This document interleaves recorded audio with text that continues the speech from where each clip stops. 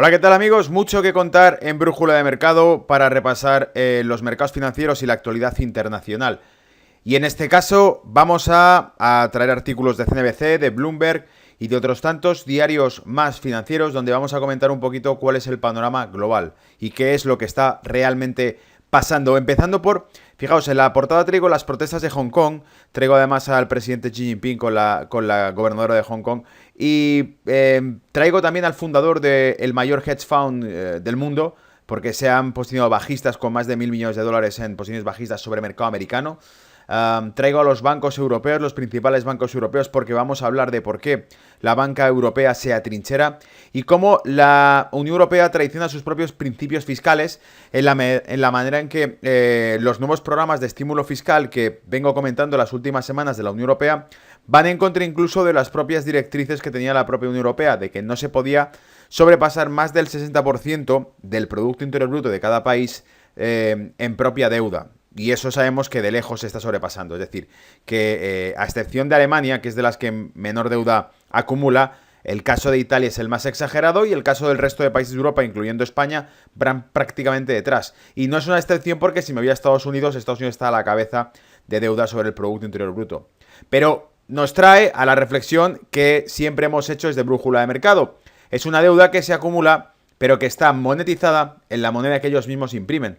Por lo tanto, como ya dijeron en su momento más de un funcionario burócrata de Banco Central, basta con imprimir más dinero si no podemos pagar nuestras deudas, ¿vale? Porque nuestras deudas están valoradas en la misma moneda que nosotros imprimimos, ¿vale? Y eso es una paradoja, pero sin ir a esa paradoja vamos a empezar a hablar ya de los temas que os traigo para esta semana, porque si no, probablemente me ponga a hacer reflexiones y no avancemos mucho, ¿vale?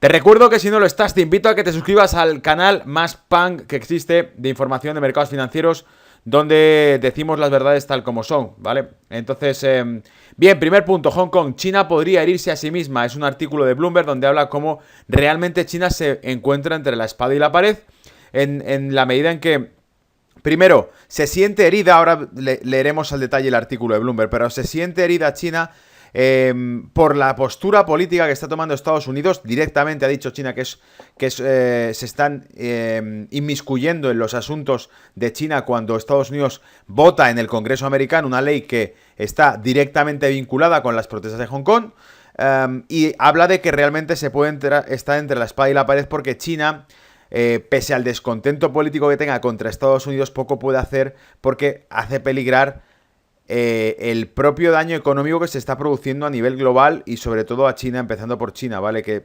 padece las tasas de crecimiento más lentas de hace años. Por lo tanto, está afectada por la guerra comercial. Y si ahora además se revela o se enfada por la posición o la postura política de Estados Unidos con respecto al tema de Hong Kong, a lo único que lo voy a ver es que se dificulte aún más el acuerdo comercial y el cierre de esa primera fase de acuerdo y fin de la trade war, de la guerra comercial. Hay una primera fase de acuerdo en la guerra comercial que no puede llevarse a cabo, que no se termina de cerrar, y con este tipo de temas parece que se aleja aún todavía más la posibilidad, ¿vale? Veremos a detalle de qué es esto.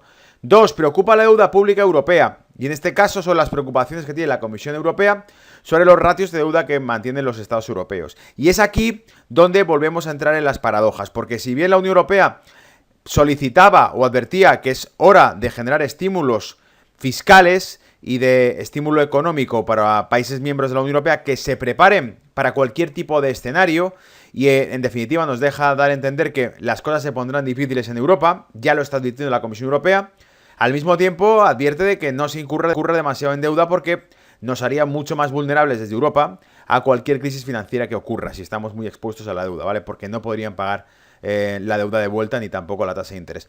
Optimismo del BCE que en realidad se traduce en que Alemania asegura que no necesita seguir ese tipo de directrices que está dando la Unión Europea. Y la propia Comisión Europea, cuando habla de estímulo fiscal, lejos de estar refiriéndose al estímulo fiscal que tienen que hacer los países miembros, dice que en concreto se está refiriendo a Holanda y a Alemania, que son los que pueden gastar pasta, porque el resto de países de la Unión Europea están de deuda hasta las trancas y apenas consiguen reducir sus tasas de paro, ¿vale? Europa traiciona sus principios fiscales, nos habla realmente de que los principios fiscales o los pactos fiscales que había era que no se podía exceder en más de un 60% tu producción comprometida en deuda. No puedes deber más del 60% de lo que produces. Así se entiende mejor, ¿verdad?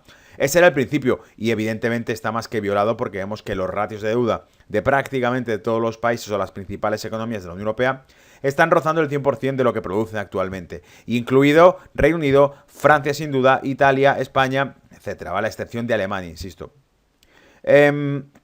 Los bancos europeos se atrincheran porque nos habla también de cómo están cambiando las exigencias de liquidez para la banca en Europa, precisamente ahora que pueden acercarse problemas de dificultades financieras a nivel global, los mercados financieros globales. Empezando por Estados Unidos, cuyo en octubre directamente, mostró síntomas de escasez de liquidez en los mercados interbancarios, que fue lo que provocó que la Reserva Federal interviniese en el mercado de repos, ¿os acordáis? Comentábamos en este canal que se metieron en 4 días más dinero de lo que se había metido en toda una QE mensual. O sea, 100 y pico mil millones de dólares en compras en los mercados de repos.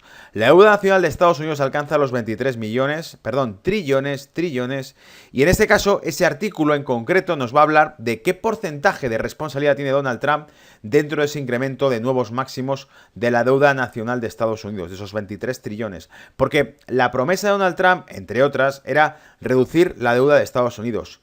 Y parece que cuando llega a la práctica no es tan fácil, ¿vale?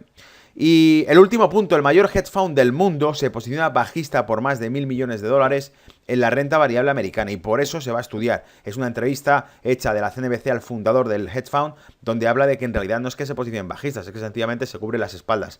Que igualmente es como decir, no es que piense que la bolsa va a caer, es que la vendo no porque quiero que caiga, sino por si acaso se cae. Luego sigo sospechando que se va a caer. Entonces es un poco una excusa bastante peregrina, ¿vale?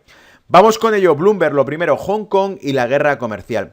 China tuvo una respuesta rápida y contundente el miércoles después de que el Senado de Estados Unidos aprobó una legislación que apoya a las manifestaciones prodemocráticas de Hong Kong con múltiples agencias gubernamentales amenazando con algún tipo de represalia no específica. No digas que no te lo advertí, dijo una declaración emitida por la oficina del Ministerio de Relaciones Exteriores de Hong Kong, usando una frase china que antes de este año se usaba solo en casos raros, como antes de la guerra de 1962 con la India. Pero el gobierno del presidente Xi Jinping tiene un problema. Cualquier medida fuerte contra Estados Unidos también corre el riesgo de ser contraproducente para China. Eso es particularmente peligroso ya que la lucha por contener la violencia creciente en Hong Kong y negociar un pacto comercial en Estados Unidos, todo mientras la economía crece a su ritmo más lento en décadas. Es decir, deben mantener el equilibrio entre negociar en Hong Kong y negociar la guerra comercial.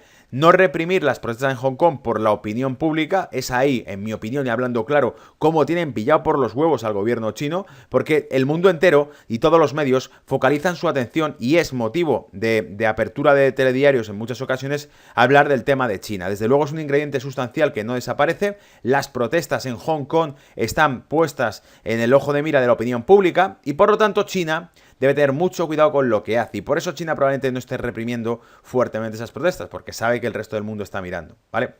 Bien, la mayor precaución entre los que están en los mercados es si el proyecto de ley descarrilará en las conversaciones sobre un acuerdo comercial de fase 1 que está entrando en su etapa final.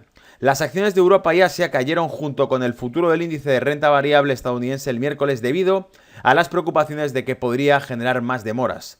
La inminente represalia de China estaría en las conversaciones comerciales en curso. Luego lo veis, las represalias que pueda tomar China, las protestas de Hong Kong, siguen siendo motivo de debate dentro de las negociaciones de un acuerdo comercial global con Estados Unidos, dijo Heng Youwan, otro asesor del gabinete de China y fundador del Centro para China y Globalización en Beijing.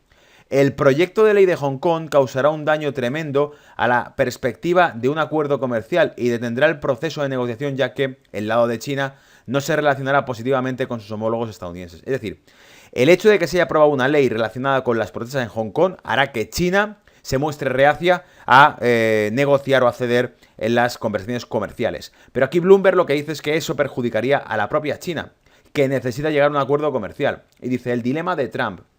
Para Trump, eso representa un dilema. Una de las principales razones por las que quiere un acuerdo ahora es para que China pueda comprar grandes cantidades de producto agrícola en los Estados Unidos cambiantes que necesitan para ganar la reelección el próximo año electoral. Si eso no sucede, su propio futuro político estará en duda. Su posición es aún más complicada, porque el Congreso podría fácilmente anular cualquier veto.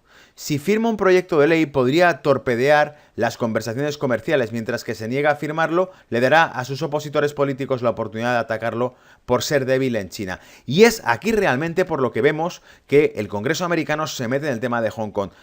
Esto es muy interesante, ¿vale? Vamos a hacer una pausa aquí de varios segundos porque esto sí merece una reflexión. Lo que Bloomberg sugiere, es muy buen artículo, lo que Bloomberg sugiere es que no solamente es que el tema de Hong Kong y el tema de la guerra comercial de China estén vinculados, intrínsecamente conectados, es que el Congreso americano juega una carta contra Donald Trump aquí, y es que si la oposición americana y los enemigos de Trump consiguen aprobar una ley contra Hong Kong, acaban de poner un palo en la rueda de la negociación entre China y Estados Unidos. Si China se siente ofendida por las declaraciones políticas que haga el Congreso americano sobre asuntos internos de China, automáticamente lo que va a hacer es oponerse a continuar con las negociaciones comerciales, que es el objetivo número uno de la administración de Donald Trump, conseguir un acuerdo comercial. Pero el Congreso americano parece jugar en contra de ese objetivo, porque en la medida en que el Congreso americano se introduce, se infiltra o se mete en asuntos internos de China, hablando abiertamente de las protestas en Hong Kong, está interfiriendo en los procesos de negociación, que ya ha dicho China que evidentemente pueden mandar al traste un acuerdo comercial, ¿vale?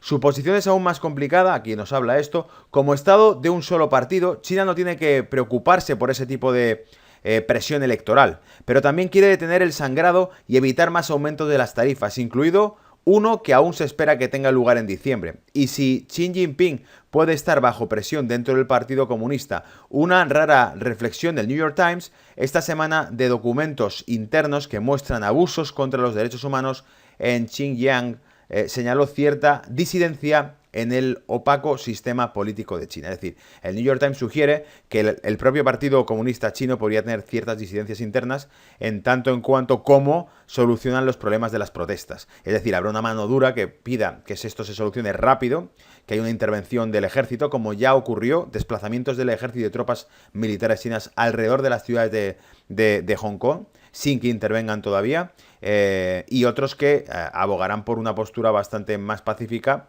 porque el mundo está mirando. Y si el mundo está mirando, basta con que se repriman las protestas para que entonces digan, ¿lo veis? Esa es la imagen de China, ¿vale? Que es probablemente lo que espera Estados Unidos conseguir. Pero lo importante, repito, la reflexión de este artículo es cómo el Congreso americano, al montar un proyecto de ley sobre las protestas en Hong Kong, interfiere en el proceso de negociación, dinamita, interfiere o dificulta un acuerdo comercial entre Estados Unidos y China porque introduce en el debate un tema controversial para China, ¿vale? Saltamos con esto a esos comentarios optimistas del BCE, del Banco Central de Europa, y dice, la desaceleración de la industria exportadora podría estar estabilizándose. Ya, claro, ¿vale? Aquí lo interesante que publicaba Bolsa Mañana era lo siguiente. La desaceleración de la industria exportadora podría estar estabilizándose, dice Jens Weidmann, presidente del Bundesbank. La estrategia del BCE nos da el margen de maniobra para no responder a cada revisión leve en las perspectivas de inflación. Es decir, la estrategia del BCE es que se le dé cancha ancha al euro, se le dé un euro barato y líquido, ya lo ha manifestado Draghi y lo ha manifestado su sucesora, Lagarde. Han hablado claramente de que continuarán con la política de estímulo a tasa de interés negativo en Europa. El euro va a estar regalado, va a ser papel mojado. Y por lo tanto las exportaciones europeas no pueden caer en la medida en que el euro se abarata, ¿vale? Esa es la idea. Si se fabrican más euros, el euro está más barato y si está más barato, los productos cotizados en euros valen menos en los mercados internacionales. Por lo tanto, las exportaciones no pueden caer. Pero es interesante esto, dice, impulsar las tasas de inflación por encima de la meta intencionalmente sin suficiente consistencia puede conducir al riesgo de credibilidad. Y esto vamos a ver si realmente es una interpretación que hago yo desde Brújula de Mercados, desde este canal, sobre las palabras de un burócrata del Banco Central Europeo. ¿De qué está hablando? Está hablando de que realmente incentivar o impulsar las tasas de inflación a costa de fabricar cada vez más euros por encima de la meta intencionalmente, sin suficiente consistencia, es decir, si no se consigue, si se imprime mucho dinero y no se consigue con ello estimular el consumo ni la inversión y por lo tanto tampoco se genera inflación, no se genera inflación, lo que va a ocurrir es que la credibilidad en el euro caiga, se debilite riesgo de credibilidad. ¿Por qué? Porque el euro valdrá cada vez menos y sin embargo la actividad económica en Europa no se habrá reactivado. No habrá visos de aumento del consumo, de aumento de la inversión y tampoco habrá aumento de la inflación, porque en ausencia de producción, de consumo o de inversión no se puede producir inflación, ¿vale? Entonces esa es la cuestión. Si vais a imprimir euros y eso no consiga aún así despertar la inflación, perderemos credibilidad como moneda mundial, ¿vale? La política monetaria no puede ser complaciente si conduce a la acumulación de desequilibrios financieros. Esta es otra reflexión muy importante que de algún modo hemos explicado en muchas ocasiones. Si la política monetaria actual de imprimir billetes y poner tasas de interés negativas tampoco consigue estimular el crédito, ni consigue estimular la actividad económica real, lo que se está produciendo entonces es un desequilibrio financiero porque acumulará cada vez más deuda. Y para cuando esa política monetaria cambie y la tasa de interés suba, lo que nos encontraremos será una Europa entera inundada en deudas que no ha conseguido generar crecimiento económico para compensar la tasa de interés de esas deudas. Y por lo tanto, lo que vendrá después será un default. Es decir, se puede imprimir hasta el infinito de euros, se puede constantemente generar crédito de la nada en el mercado interbancario acumulando cada vez más deuda, pero eso, en ausencia de crecimiento económico, nos llevará antes o después a un default, ¿vale? Por eso aquí abajo ponía yo, más que optimismo, esto evidencia que Alemania se rebela contra las políticas centralistas de Europa, porque Europa es la que está abogando por un aumento del estímulo fiscal y del gasto público, y Alemania con esto está diciendo que no está de acuerdo con la política monetaria actual de la Unión Europea, como sabemos que no lo estaba hace años, ni tampoco está de acuerdo con las nuevas sugerencias de aumento del gasto público. Clarísimo, ¿vale? Es una síntesis de lo que está diciendo un burócrata del Banco Central Europeo, pero contado aquí, desde Brújula de Mercado, ¿vale? La Unión Europea traiciona sus principios fiscales y vuelta a un tema ahondando más aún en la historia. La reducción de la deuda pública debería ser la principal prioridad para Francia, para Italia y España, que no han logrado poner sus finanzas en orden durante el repunte económico de los últimos años, advirtió la Comisión Europea el miércoles 20 de noviembre en la presentación del paquete fiscal de otoño. Los planes presupuestarios de 8 países corren el riesgo de incumplimiento de las normas fiscales de la Unión Europea, pero los que más nos preocupan son aquellos con altos niveles de deuda y donde no vemos que se reduzcan lo suficientemente rápido. Vicepresidente de la Comisión para el Euro, Valdis Dombrovskis, dijo a la prensa: esos países son Italia, esos países son Francia, esos países son España, donde la deuda se está incrementando y sin embargo el hecho de que los estados incurran en mayor nivel de deuda no está suponiendo una reducción del paro, no está suponiendo un repunte del crecimiento de manera sostenible, ni está reactivando el consumo o la propia inflación, ¿vale? Eso es lo que preocupa, que a costa de endeudarse tampoco parece que estén solucionando el problema. De hecho, dice, durante el repunte económico de los últimos años, no lograron poner sus finanzas en orden durante el repunte económico de los últimos años. Es decir, cuando hemos tenido los últimos años un repunte en la economía global, ahí no han conseguido poner orden en sus cuentas. Menos aún lo harán cuando vienen ciclos contractivos como los que están previendo, ¿vale? Según las normas de la Unión Europea, los países deben reducir su deuda pública cuando supera el 60% del PIB. Ni de coña, ¿vale? Francia, España y Bélgica tienen una relación deuda-PIB de casi el 100%, mientras que Italia, la peor, sube al 136%. Los países no solo no están cumpliendo con la regla de la deuda, sino que no han utilizado suficientemente los tiempos favorables para ordenar sus finanzas, agregó el vicepresidente.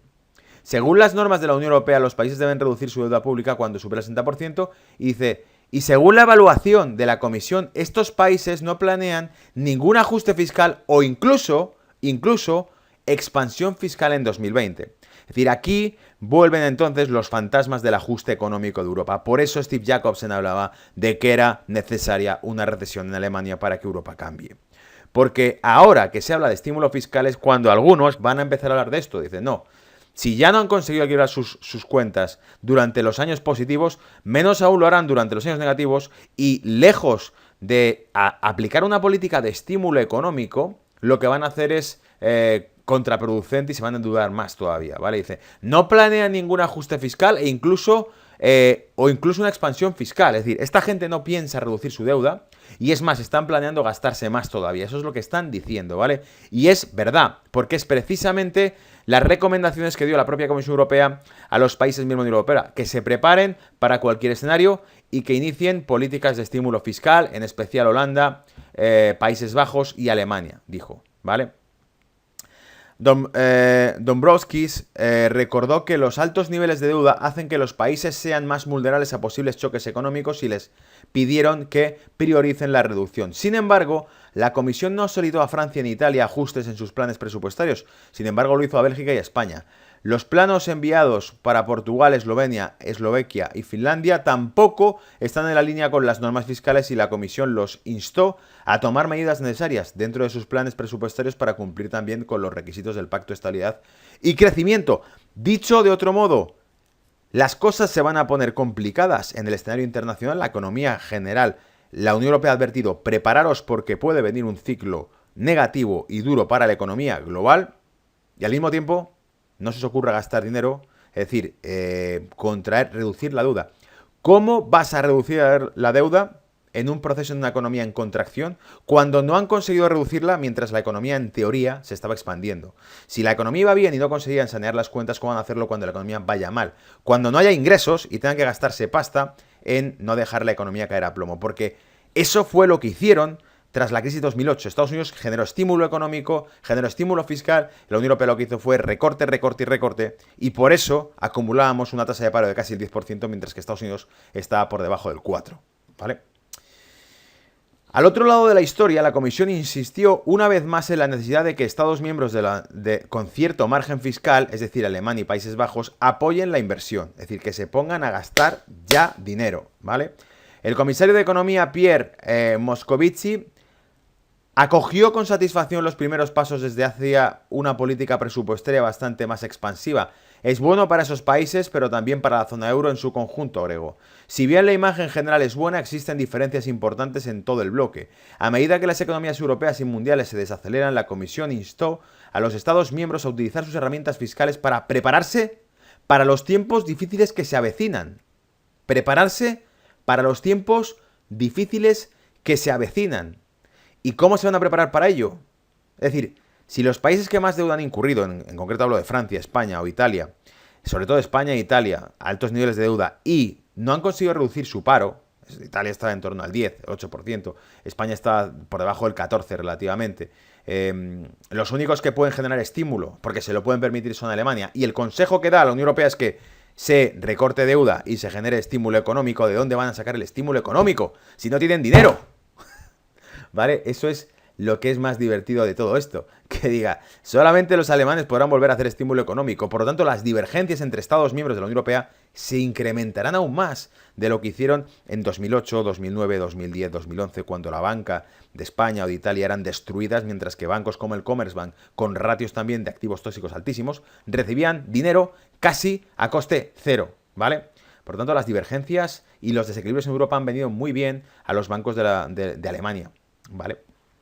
Cada crisis, lo he explicado mil veces, cada crisis de la Unión Europea se traduce porque los flujos de capital de la periferia europea y de Francia, de España, de Italia, se van hacia Alemania, ¿vale?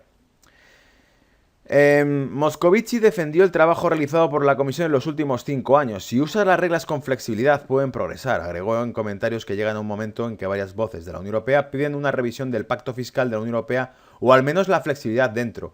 Fijaos, varias voces de la Unión Europea piden una revisión del pacto fiscal de la Unión Europea o al menos la flexibilidad dentro. Es decir, ya partes de la Unión Europea están rompiéndose ese silencio y están diciendo, aquí hace falta echarle dinero porque si no esto no se va a recuperar, ¿vale?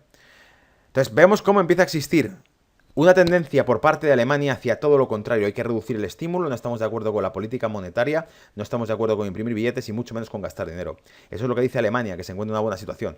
Países como Francia dicen todo lo contrario, necesitamos estímulo fiscal ya. De hecho, aquí en Brújula de Mercado sacamos un artículo donde el gobierno francés presentaba un nuevo plan presupuestario de estímulo fiscal e invitaba a Alemania y a otros países de la Unión Europea a que siguiesen sus pasos cuanto antes para prepararse para una posible recesión económica, ¿vale?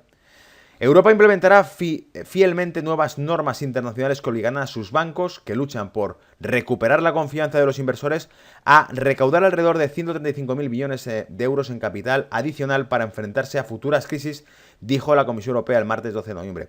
Aquí, amigos, se está trincherando todo el mundo para algo que viene, ¿vale? Porque la propia Comisión Europea está hablando de cómo se incrementan los ratios de exigencia de core capital para los bancos europeos. ¿Por qué?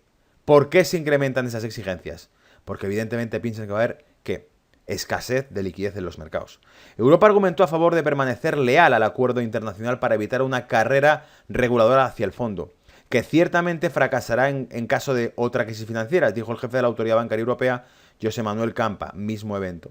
Aún así, Dombrovskis abogó por un enfoque cauteloso, evaluando si los aumentos de capital están justificados a la luz de los riesgos y se efectuarían en la economía de la Unión Europea desproporcionadamente. Es decir, saben que exigir más capital, más core capital a los bancos va a quitar ese dinero de los mercados. Si tú le pides al banco que tenga más reservas, lo que va a hacer es prestar menos dinero en los mercados internacionales o en los mercados interbancarios europeos. Por lo tanto, si ya hemos dicho el crecimiento económico o la inversión parecían bastante escasos, ese es el principal problema de la Unión Europea, se han fabricado muchos euros, pero aún así la actividad económica en Europa apenas ha repuntado, no se ha conseguido recuperar la actividad económica previa a la crisis, pero se han fabricado récord de billetes. ¿Por qué? Porque esos billetes no han llegado a la calle. Si aumentan los ratios de capital de reserva de los bancos, menos dinero van a prestar todavía.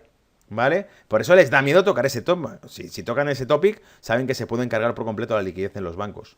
Debemos tener en cuenta la proporcionalidad para satisfacer la diversidad del sector bancario de la Unión Europea, así como las diferencias en el tamaño del banco, la complejidad, el modelo de negocio y el perfil de riesgo al aplicar el único reglamento. Es decir, cuidado con pedirles más capital a los bancos porque la podemos liar gordísima y podemos hacer que, según el modelo de negocio, según la complejidad, según el tamaño del banco, según su actividad, acabamos matando un sector económico concreto. Como sea, el sector industrial no recibe crédito de los bancos, o el sector de consumo, el que sea, no recibe crédito de los bancos porque hemos tocado esta tecla, nos cargamos realmente uno de los motores que generan crecimiento o ingreso en la economía europea.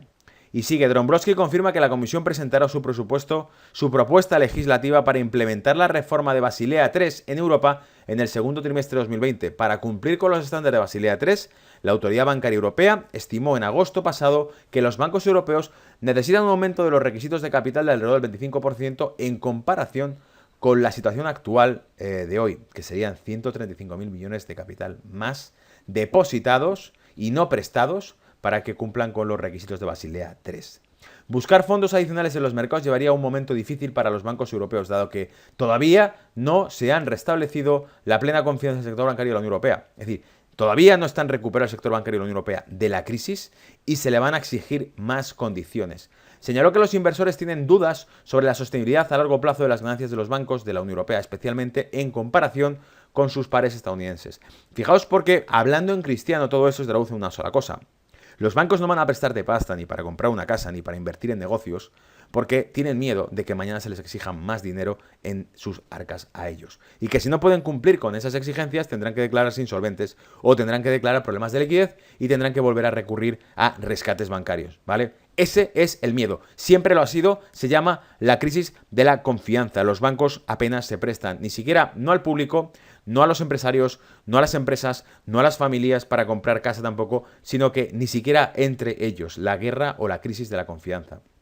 La eficiencia explica por qué los inversores prefieren las entidades estadounidenses, pero los bancos de la Unión Europea también sufren en parte la falta de confianza derivada de cómo los mercados percibieron la implementación de la Unión Europea de estándares prudenciales globales, explicó Campa. Es por eso que enfatizó que necesitamos implementar fielmente las reformas, ¿vale? Sí, más seguridad bancaria, pero ¿a qué precio? Porque el daño que puede generar al mercado de la inversión es altísimo. Pero para mitigar los costos a corto plazo, Campa dijo que debe haber un periodo de introducción gradual de nuevas reglas. Este es el contexto. Dombrovskis dijo que Europa utilizará todo el periodo de introducción gradual permitido por el Comité de Basilea hasta finales de 2026 y el Ejecutivo de la Unión Europea está consultando actualmente el sector financiero y a otros actores para reunir sus puntos de vista y más evidencias antes de presentar su propuesta. Es decir, la solución que sacan al final del día es sentarse con los banqueros de Europa y decirles, oye, hace falta hacer esto para Basilea 3. ¿Cómo tenéis el negocio? Porque no queremos tampoco liar la gorda. Porque si machacamos el sector bancario europeo, se acabó ya la economía europea, ¿vale? Y vamos cerrando con Trump. Trump y cómo incrementa la deuda dentro de la economía americana. La deuda nacional de Estados Unidos superó 23 billones de dólares, 23 trillones de hecho de dólares el 1 de noviembre, según datos del Departamento del Tesoro. Marca un récord en la cantidad de dinero que el gobierno federal debía como resultado de los crecientes déficits presupuestarios que se acercan al billón el último año fiscal.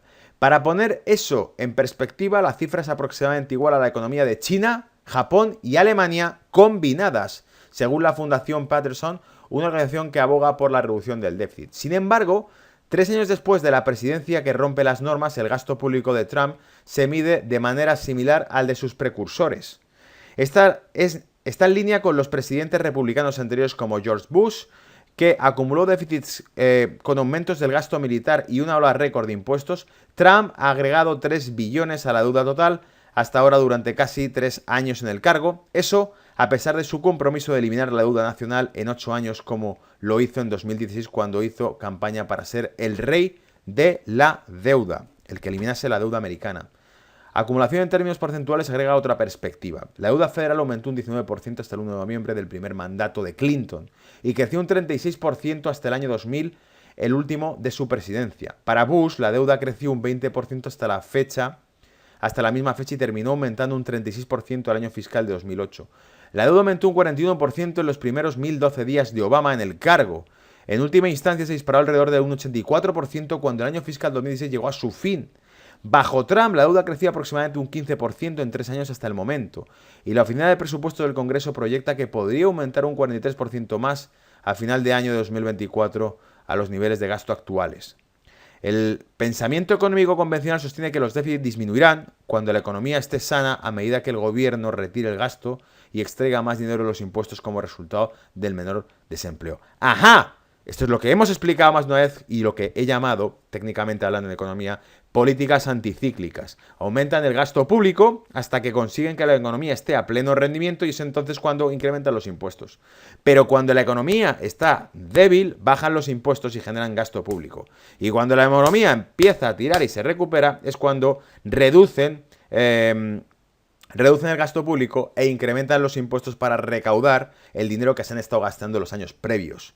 Se llaman políticas anticíclicas y son las políticas típicas de Estados Unidos y neokeynesianas, ¿vale? Lo que no verás que apliquen los alemanes y tal como le va a Europa. Claro, esta es la medicina de darle a la máquina de los billetes, pero de momento lo que consigues es salvarte del paro, pero hacer que el dólar valga un 98% menos ahora que hace 100 años, ¿vale? Dice, en lugar de reducir el déficit, dicen ambas partes están compitiendo por aumentar el gasto en programas domésticos y de defensa. Los demócratas quieren hacerlo con aumentos de impuestos y los republicanos querían hacerlo principalmente con recortes de gastos. Pero, porque estaban luchando sobre quién tenía mejor plan para reducir los déficits, dice Goldwyn. Ahora parece que están peleando por quién puede prometer más el aumento de gastos y recortes de impuestos. Si bien Goldwyn cree que la deuda conducirá a un crecimiento económico más lento, en el mediano o largo plazo dijo que no daña tanto la economía a corto plazo. Y aquí viene el final, el último artículo que os traigo para este reporte. El mayor hedge fund del mundo estaría apostando por una venta masiva en los mercados americanos. Según se informa, el fondo de coberturas más grande del mundo ha apostado más de 1.000 millones de dólares que los mercados de renta variable mundiales caerán en los próximos 3 meses, ¿vale?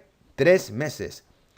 El Journal agregó que la apuesta de Bridgewater se compone de opciones de venta reunidas durante meses de Goldman Sachs y Morgan Stanley que otorgan a los inversores el derecho, pero no la obligación de vender acciones a precio predeterminado en una fecha determinada. Para los novatos que seguís el canal de Brújula de Mercado, el hecho de que esté encargándose este hedge fund de opciones de venta o puts, opciones put, significa que están cargándose de derechos de venta actuales, que se cogen at the money, que es como se llama, es decir, si cotiza ahora mismo el SP500 a 3.120 puntos, a 3.150 puntos, y creemos que eso es lo máximo que veremos nunca, emitimos o compramos títulos que nos otorgan derecho a vender de aquí a 3 meses a 3.150. ¿Por qué? Porque pensamos que de aquí a 3 meses está hundido el mercado, está hundida la bolsa y nuestros contratos nos garantizan que podremos seguir comprando a 3.100, o sea, vendiendo, mejor dicho, a 3.150 con una bolsa hundida. Quien tenga esos contratos ejercerá una diferencia de precio que dará un suculento beneficio, ¿vale? La firma pagó alrededor de 1,5 mil millones de dólares por contratos, aproximadamente el 1% de los 150.000 millones de activos totales bajo administración en Bridgewater, según el informe. No tenemos posiciones que tengan la intención de cubrir o apostar por cualquier posible desarrollo político en Estados Unidos, agregó la firma. Fíjate cómo se lava las manos y dice, no es que nos estemos poniendo bajistas porque queramos especular con ningún escenario político en Estados Unidos. Dice, aunque la empresa no confirmó la motivación detrás de la apuesta bajista, muchos estrategas de inversión e inversores por igual se han mostrado cautelosos en las últimas semanas, ya que los 3 índices de renta variable de Estados Unidos alcanzaron nuevos máximos históricos, el Nasdaq, el Dow Jones y el S&P 500. Sin embargo, la semana pasada ya explicábamos la clave de esto, no el Russell 2000, no el índice Russell 2000 que refleja realmente el tejido económico americano, ¿vale? Las dudas sobre una teoría comercial se han incrementado durante la última semana, especialmente después de la votación unánime del Senado de Estados Unidos el martes para apoyar a los manifestantes pro democracia en Hong Kong. ¿Veis cómo el tema de Hong Kong está dando cola? CNBC ya está hablando de esto, de cómo interfiere esa votación del Congreso con la negociación del acuerdo comercial entre Estados Unidos y China. En respuesta, China dijo que Estados Unidos está interfiriendo en sus asuntos internos. Sin embargo, el mercado de bonos parece haber disminuido las perspectivas para un acuerdo, dado que el mercado repunte de los rendimientos en octubre ha dado paso a un retroceso parcial en noviembre. Es decir, los yields de los bonos americanos bajan, lo que significa que los bonos se enfrían, lo que significa que disminuye el riesgo en el lado americano, ¿vale? Por su parte, el fundador de Bridgewater, Ray Dalio, ha sido poco optimista en sus proyecciones para las futuras relaciones entre Washington y Beijing. Dice, hay una guerra comercial, hay una guerra tecnológica, hay una guerra geopolítica y podría haber guerras de capital. De ellas hablamos en Brújula de Mercado hace unas 2 semanas, ¿vale? Y cómo se aborde eso determinará cómo será nuestro futuro, dijo Dalio desde Nueva York el pasado viernes, ¿vale? Eso es todo. Como veis, la guerra comercial, las protestas en Hong Kong o las guerras interinas entre miembros de la Unión Europea por ver si hay que tomar definitivamente una postura de estímulo fiscal y de incremento de la deuda en Europa para los Estados europeos, que se meterán hasta las cejas en deuda, o hay que continuar con la austeridad y el eterno castigo de no, hay que ahorrar dinero para tal, aunque nos metamos en la más oscura época de crecimiento económico de Europa y que no salgamos ni de lejos, volvemos a ver la calidad de vida preexistente a 2008 porque estamos siguiendo el modelo económico chino en Europa, ¿vale? Eso es todo, os espero la próxima semana a compartir el reporte si os ha gustado, ¿vale? Nos vemos en los comentarios.